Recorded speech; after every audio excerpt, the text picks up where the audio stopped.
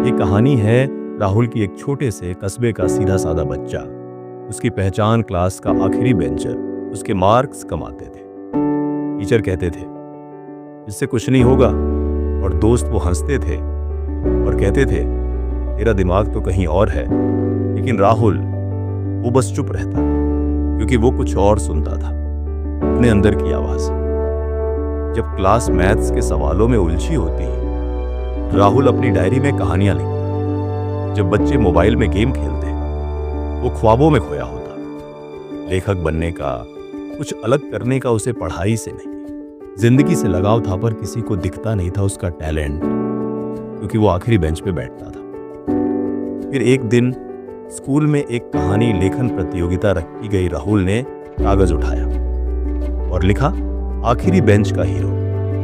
एक ऐसी कहानी जो असली दिल से निकली। उसमें दर्द था, हौसला था, और वो आवाज थी जो हर कमजोर समझे गए बच्चे की। उसने उस दिन अपने जज्बात कागज पर उकेरे और कह दिया, मैं हीरो हूं, भले ही तुम मुझे न समझो। और जब रिजल्ट आया, पूरा स्कूल चौंक गया। First prize Rahul Sharma, class 10 वही राहुल, वही आखिरी बेंच वाला लड़का आज स्टेज पर था, ट्रॉफी के साथ, और उसकी आंखों में था गर्व। वो चुप था, लेकिन उसकी कहानी बोल रही थी। उस दिन के बाद राहुल रुका नहीं। उसकी कहानी एक मैगजीन में छपी। फिर उसे इनवाइट मिला TEDx टॉक के लिए। आज वो एक यंग मोटिवेशनल स्पीकर है, हर जगह जाकर बोलता है। मैं पीछे बैठता था, लेकिन आज लाखों आगे मुझे सुनते हैं। हम अक्सर टॉपर्स को हीरो मान लेते हैं, लेकिन हीरो वो होता है जो हार नहीं मानता, जो अपनी अलग सोच को जिंदा रखता है, चाहे वो किसी भी बेंच पर बैठा हो।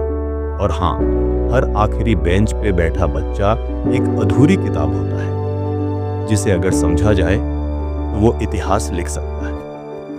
अगर आपने कभी खुद को कमजोर महसूस किया है, या किसी ने कहा हो कि तुम कुछ नहीं कर सकते, तो बस इतना याद रखना, तुम आखिरी बेंच के हीरो हो, और तुम्हारा वक्त जरूर आएगा। मॉरल, बेंच किसी की काबिलियत नहीं तय करता। आखिरी पंक्ति में बैठा छात्र भी दुनिया की पहली कतार में खड़ा हो सकता है, अगर उसके अंदर सपना बड़ा हो और हौसला सच्चा हो।